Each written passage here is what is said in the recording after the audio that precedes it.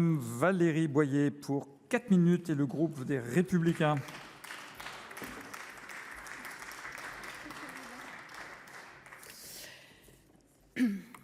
Monsieur le ministre, mes chers collègues, le 27 décembre 1968, la France et l'Algérie ont signé un accord définissant les conditions de circulation, de séjour et de travail des Algériens en France. Ses conséquences sur notre politique migratoire sont considérables puisqu'elles offrent à l'Algérie un statut exceptionnel en octroyant à ses ressortissants un statut dérogatoire au droit commun qui est très avantageux pour les Algériens, mais dont le contribuable français ignore totalement le montant. La France abrite une diaspora algérienne de 2,6 millions de personnes au minimum, dont 900 000 immigrés stricto sensu. Ce sont les plus nombreux parmi toutes les nationalités représentées. Cette immigration a explosé. Le nombre d'Algériens présents sur le sol français a été multiplié par 3 de 1946 à 1972 et avec bien sûr beaucoup de difficultés. Aussi, à peine 10% d'Algériens expulsables ont été renvoyés de façon coercitive. Par exemple, sur les 1800 places disponibles en CRA, 43% de ces places sont occupées par des ressortissants algériens, comme l'a soulevé la présidente Jourda.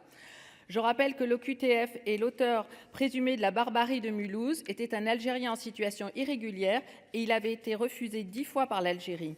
Malheureusement, je n'ai pas assez de temps pour lister tous les actes que l'Algérie qui font peser une menace directe sur notre sécurité. Et je ne veux pas parler même des révélations qui ont été faites hier sur une chaîne de télévision. Je voudrais parler de la volonté du président Tebboune d'instrumentaliser la haine de la France, sa volonté de chasser la langue française, par exemple, des écoles privées en Algérie. Pire encore, sa volonté de laisser en France des Algériens qui se disent influenceurs, mais qui nous menacent. Permettez-moi d'en citer quelques-uns. Nous allons tous vous violer. Ceux qui savent manier des arbres vont vous achever, etc., etc. Je pourrais vous parler aussi du refrain anti-français qui a été ajoué dans l'hymne algérien, mais laissons ces provocations indignes. Je voudrais vous parler d'un homme. Depuis plus de 100 jours maintenant, cet homme de 75 ans, un écrivain franco-algérien gravement malade, est retenu en otage par l'Algérie. Cet homme est notre compatriote et ami Boualem Sansal, otage d'un régime qui en Algérie bafoue la liberté d'expression, le bien le plus précieux de l'homme au terme de la Déclaration des droits de l'homme et du citoyen. Les motifs de son arrestation à l'aéroport d'Alger ne relèvent d'aucun droit, si ce n'est de la force brutale d'un régime autoritaire qui ne dit pas son nom, d'un régime qui affiche son antisémitisme en demandant à Boualem Sansal de récuser son avocat parce qu'il est juif, qui revendique son mépris envers les juifs, les harkis, les chrétiens et plus largement les Européens et notamment les Français. Que dire des traitements discriminants et cruels qu'il inflige aux femmes, aux berbères, aux kabyles, sans oublier les campagnes racistes perpétrées par les médias d'État contre les migrants et notamment les migrants africains. Aussi, dans ces conditions, pourquoi le président de la République contredit le Premier ministre et le ministre de l'Intérieur, offrant au président Tebboune de quoi se jouer de nos divisions, y compris à la une de certains journaux algériens? Pourquoi exprimer cette repentance perpétuelle alors que nous ne récoltons que mensonges historiques et humiliations, comme le président de la République d'ailleurs l'a appris à ses dépens, mais surtout aux dépens de la France lorsqu'il a parlé de crimes contre l'humanité? Lorsque nous nous engageons dans ce chemin avec l'Algérie, il n'y a ni limite ni fin. Il est temps de se débarrasser des procès en culpabilisation et de la rente mémorielle.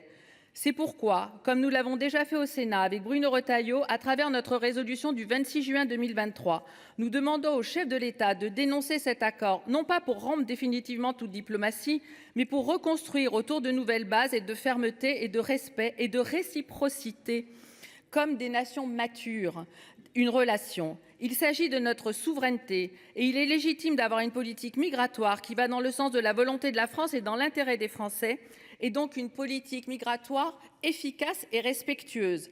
Mes chers collègues, il faut bien sûr lutter contre ceux qui portent la haine de la France, mais il ne faut pas oublier la main qui nourrit cette haine. Comme l'a dit justement Jean Sévilla, nous pouvons regarder en face l'histoire de la présence française en Algérie, le jour où l'opprobre ne sera plus jeté envers les Européens d'Algérie, les harkis et leurs descendants. Le jour aussi où une volonté de paix et de respect sera partagée sur les deux rives de notre Méditerranée. Je vous remercie. Merci, chers collègues. Monsieur le ministre.